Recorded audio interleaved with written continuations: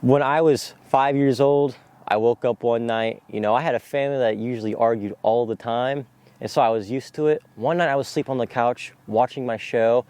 Well, later that night, the arguing got really bad. It traveled from my mom and dad's room to my sister's room. I go in there to check what's going on because, my sister's in there. I walk in, bang! My dad shot my mom.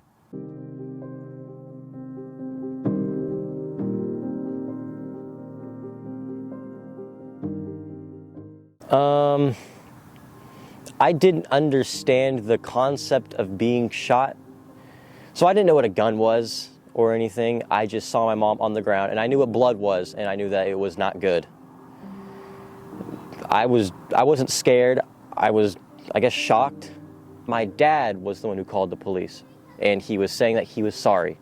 I sat there the whole time and watched, and when the cops came, I sat in a cop car for a good 2 hours. After that, I was moved to my aunt's, where I lived in Bryan College Station for a year or so. During that time, I figured out that my mom was alive. I figured out because I walked into the living room one morning and she was sitting on the couch. She had a shaved head, I didn't recognize her, and she wasn't the same person. She had brain damage that hit the left side of her brain, so she just wasn't the same. But when I did see her, I didn't hug her or anything. I just sat on the couch and I looked at her because I couldn't believe it. A part of me still wants my mom because it is my mom, but another part of me knows that she is not in the right mind at the moment, which it's not her fault at all. I don't blame her. I do not hate her. I still love my mom. It's not her fault. I don't hold anything against my dad, as bad as that sounds, because I don't understand why he did it. I've heard stories. I've read the court cases. I've heard from other family on why he did it. But I don't know why, so I don't hold it against them. I mean, I'm sad and disappointed that he tore apart our family in one single night.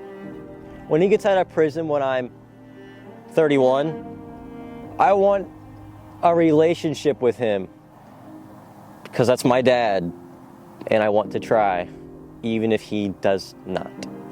I'll at least drive up to the prison, and if it goes bad from there, well, at least I'll know I'll try it. So the one person I felt somewhat accepted by is a friend of mine from Ingleside.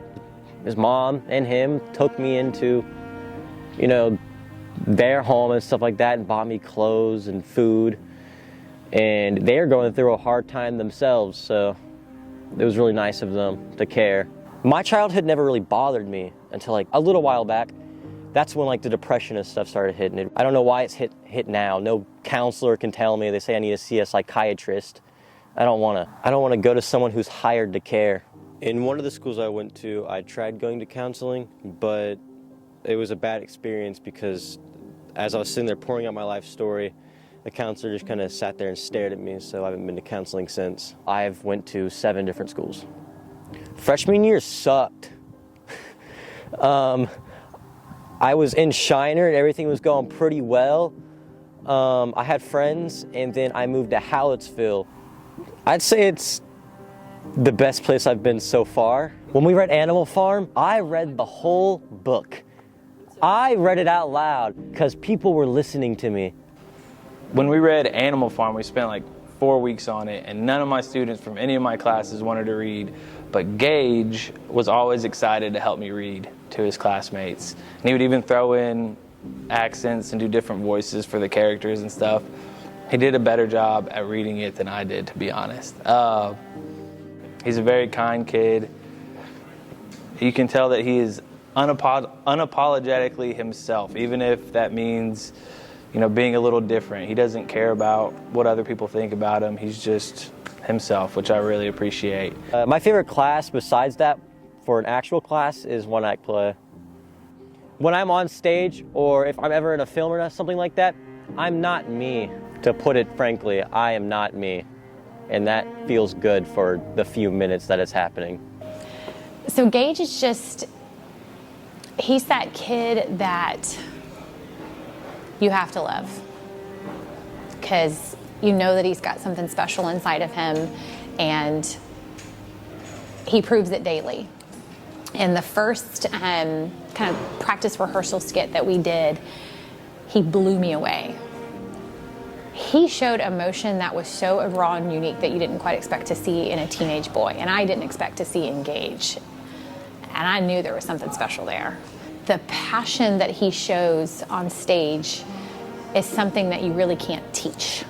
One-act play, I did it now because I decided that I wanted to do something besides off myself. And it's motivation to actually pass through school, because I need to pass to actually do it.